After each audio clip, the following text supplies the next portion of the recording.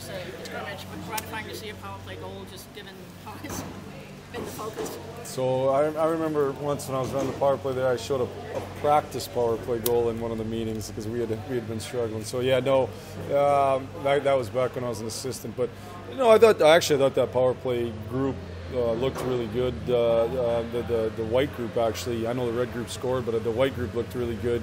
Tats and Nike, I thought Nike was real good as the bumper in the middle, so that's positive. But you look at process, they got some real good chances, and then I thought Mantha Jimmy had no chance. I was on a perfect angle.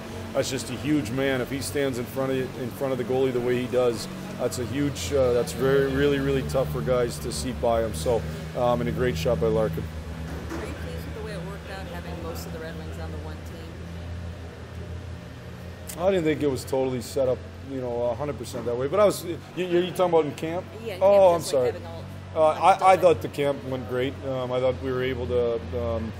I thought all three groups got lots out of it. I thought we could take our time with the younger group because I wasn't worried about the pace. So when we needed to over-explain things, we could. With the older group, we could keep a great pace, and same with the second group. So I thought it was really good. I was real happy with the way it went. Jeff, what are you in a game like that? What are you watching as a coach specifically? Well, I think. You take everything with a grain of salt, and I think as you go through it, thanks guys, I think as you go through it, one thing I would say is young players especially, get a chance to, Ken's words, build a resume. And so when you have a great camp and when you play great, it just takes it's continuation of building that resume. So I thought Dennis Cholowski was great out here tonight. That's a great step forward, but it's no more or less than that, So that, and then just to see, I thought the effort and compete was really good. So that would be the other big positive. Ultimately, we taped it. We might show a clip or two for tomorrow's meeting. So a little bit of teaching aspect too. Let's go on to the next phase now, the game, just where the roles and the spots on the roster or whatnot maybe can get, won or lost here. Well, there's no question. I mean, this is a nice step to evaluate players. But we got 8 exhibition games, and those are tricky at times. I've talked about that lots. Sometimes I think it's important to make sure you know the roster that the team's playing against. Some rosters are really good, some aren't really good. But as we go through it, we'll get a better chance to continue to evaluate guys. Jeff, some of the regulars didn't take part in that game.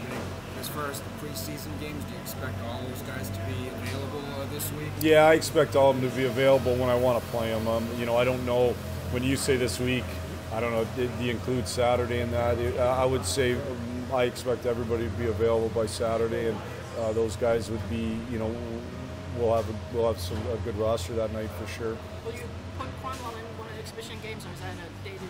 I think it's a daily, but I expect him to play an exhibition game or two. I expect really everybody we have to play an exhibition game or two. Do you know how you're going to use your roster stuff? I mean, basically regulars, or well, like 2 split squads like you've done it's not before? a total split squad, but as we come out of this, it has to be, because each group has to have a day off in the first half of camp by CBA, so it'll be kind of a split squad.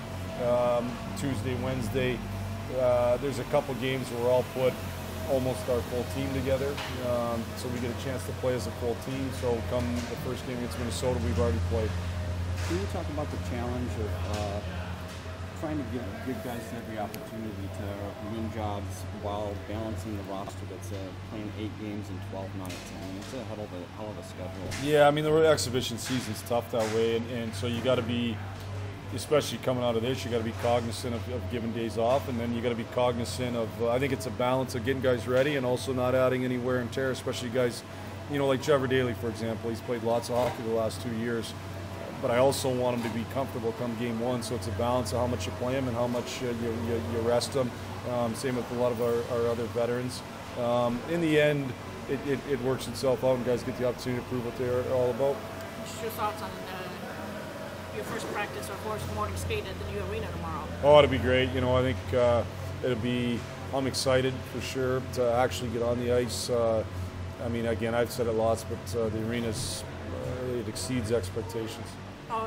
You had a chance to move into your office, and how nice it is. Your assistants no longer have to sit in each other's laps. That's Yeah. actually Actually, that's a huge thing, to be honest with you, though, is that they have their own office so that when they bring players in and show tape and that, there's just a greater level of privacy and you can get way better attention and have way better conversations. So I think that's great. My office has about 8 boxes in it right now, so we'll sort through that as we move along. Jeff, Anybody want to help? Considering kind of the contract situation, this may not be a real question, but is there a scenario where Cholowski is playing in the NHL in Game 1 to give him a look? I would say I don't see that, but you know, again, it's a day-by-day business. But I see that just for any other reason. He didn't. Had he had an unreal year at St. Cloud and had built his resume up, that would be one thing. But he had a so-so year. So, you know, he's building that resume. Let's see. Let's just give him the first exhibition. He'll play tomorrow night. Let's see how he does. Yeah, you know, so he struggled a little bit in the prospects tournament. And the one thing you got to be careful with big guys and with guys that played on big sheets and over in Europe and don't know the language. I mean, it's a hard thing that you forget about. And I thought he got better and better and better as the camp went along. I thought he showed great guts yesterday in leading the skate test, and I thought he was good out here today. I thought he's taken good steps. He looks like a guy that has ability that with coaching as he continues, he could become a real good player.